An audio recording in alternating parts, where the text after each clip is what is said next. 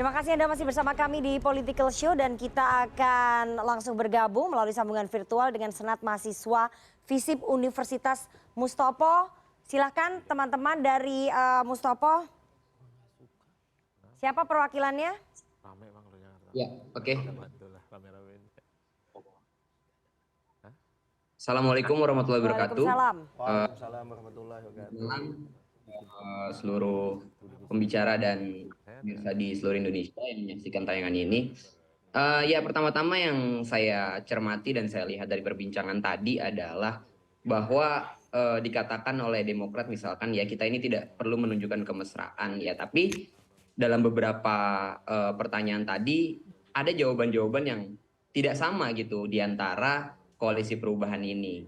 Ya memang tidak bisa kita nafikan bahwa perubahan ini mendapatkan tekanan-tekanan ya, dan yang patut dicurigai adalah pemerintah. Dan koalisi perubahan ingin menonjolkan bahwa seolah-olah koalisi ini adalah koalisi yang tidak transaksional.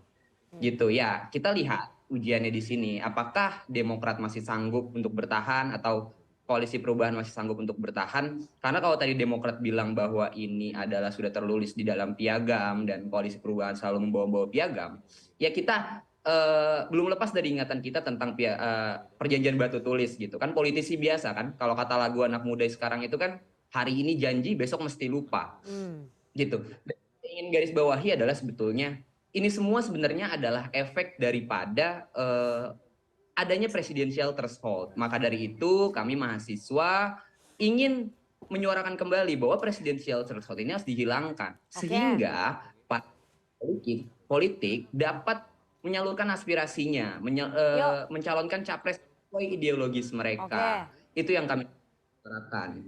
Jadi ya saya berharap bahwa koalisi perubahan ini memang dapat bertahan agar pemilu kita menjadi lebih bermutu gitu. Karena kan alasannya punya presidensial threshold untuk menghemat biaya pemilu. Toh hari ini kita sama-sama saja melihat bahwa biaya pemilu ini membengkak gitu. Lagi pula kita berani merogoh kocek untuk membangun infrastruktur. Kenapa kita tidak berani merogoh kocek untuk menghasilkan pemilu yang bermutu dan demokratis? Oke, jadi pertanyaannya apa nih? Saya nggak mau banyak bertanya sebenarnya. Oke, yang saya ingin tanggapan seperti ini. Ya. Apakah koalisi perubahan ini sanggup menjadi diferensiasi atau determinasi dari politik transaksional yang kita saksikan hari ini? Itu aja. Atau mungkin menjadi bagian daripada politik transaksional. Oke, next selanjutnya. Ya, selamat malam. Selamat malam. Saya rasa dari masa ke masa adalah hal yang paling seru untuk dibahas. Dan saya setuju sama Bang Sahroni di awal bahwa sepertinya saat ini jauh lebih baik untuk memikirkan stabilitas nasional. Karena tidak ada urgensi untuk terburu-buru mengusulkan hal tersebut, termasuk timing mengumumkan cawapres itu sendiri. Dan yang saya harapkan Pak, deklarasikan cawapres tanpa tekanan dari pihak manapun. Tentunya menjadi saya, apakah akan tetap solid dan konsisten dalam koalisi atau justru salah satunya akan berbalik arah jika tokoh yang disodor partai koalisi ini tidak dipilih.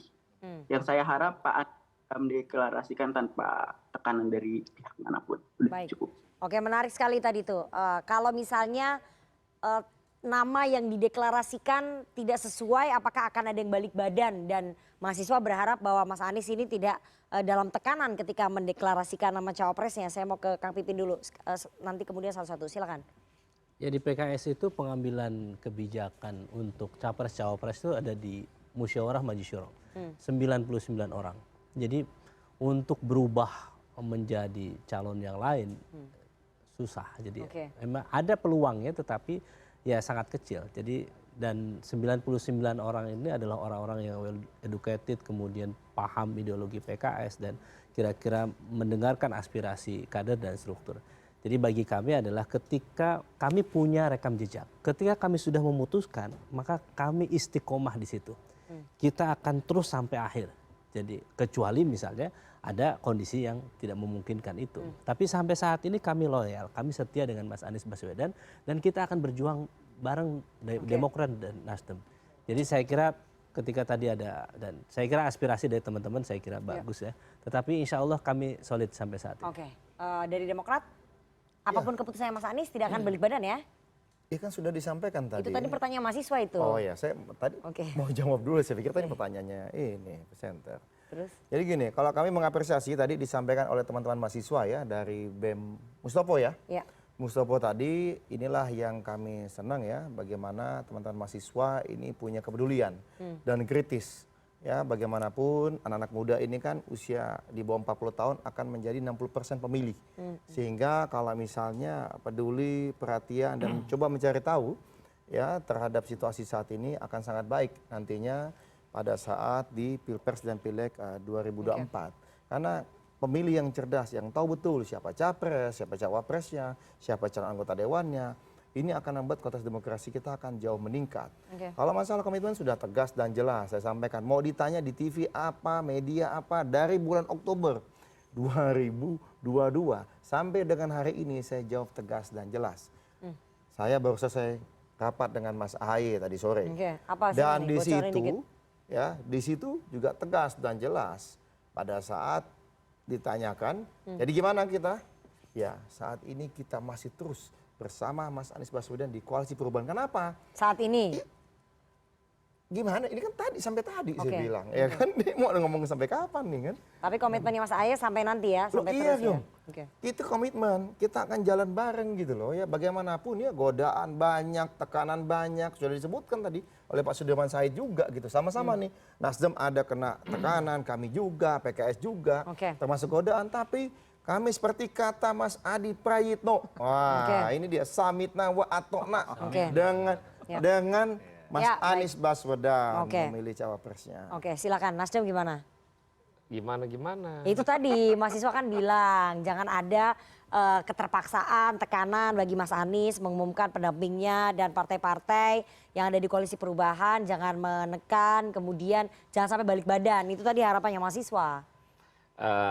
Malah kita mau nyampein ke adik-adik konsisten tetap mengkritik dengan kondisi sekarang dan konsen pada kepentingan nasional.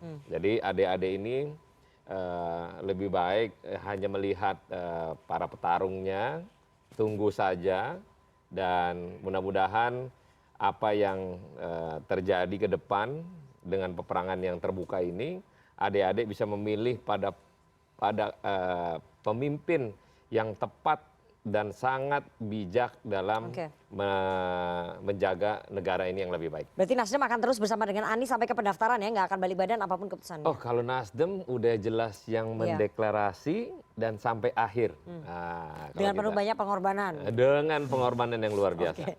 Ya, Mas Adi terakhir. Saya ingin mengutip satu diktum dalam politik. Tak ada teman yang abadi dalam politik, yang abadi itu adalah soal kepentingan. Kalau kemudian Nana tadi membocorkan soal pertemuan Prabowo dengan SBY di Pacitan beberapa waktu yang lalu, saya jadi ingat proposal Nasdem beberapa bulan yang lalu, Bang. Ketika mencoba untuk menawarkan duet antara Ganjar Pranowo dan Anies Baswedan. Itu sangat mungkin bisa diulang proposal itu, Pak. Kenapa? Dulu saya membayangkan PDIP itu tidak akan berkomunikasi dengan Partai Demokrat. Hasto di berbagai kesempatan selalu ngomong, haram hukumnya berkoalisi dengan Demokrat dan PKS. Jumpa, Pak. Itu bagaimana kita menjelaskan antara air dan minyak ini. Itulah yang kemudian membuktikan ke saya bahwa politik kita ini soal last minute. Dan Demokrat dan PKS dan Nasdem pasti bicara tentang bagaimana kekuasaan di 2024 itu bisa diakumulasi. Jadi membayangkan politik lillahi ta'ala itu dalam konteks pemilu bagi saya agak rumit sekarang. Nah syukur kalau apa yang disampaikan oleh Kang Pipin, Bang Herzaki dan Bang Ahmad Syahroni, politiknya ikhlas lillahi ta'ala. Siapapun wakilnya Anies, pokoknya tegak lurus daftar KPU, selesai. Nah ini akan membantah diktum politik yang mengatakan bahwa kekuasaan itu adalah segala-galanya. Poros perubahan ini ingin membalikkan teori itu, bahwa kawan adalah segala-galanya, bukan kekuasaan. Mantap ini Bang, ini akan jadi disertasi khusus nanti. Dan akan jadi penelitian. Tapi itu waktu yang akan menjawab itu. Nanti kita tunggu. Waktu yang akan menjawab, waktu yang akan membuktikan apakah koalisinya tetap bertahan sampai ke pendaftaran atau mungkin bongkar pasang anggota koalisinya. Kita nggak tahu. Yang penting kan Aniesnya berlayar, gitu kan? Harapannya Mas Adi kan? Ya, semoga saya disebut bukan provokator lagi.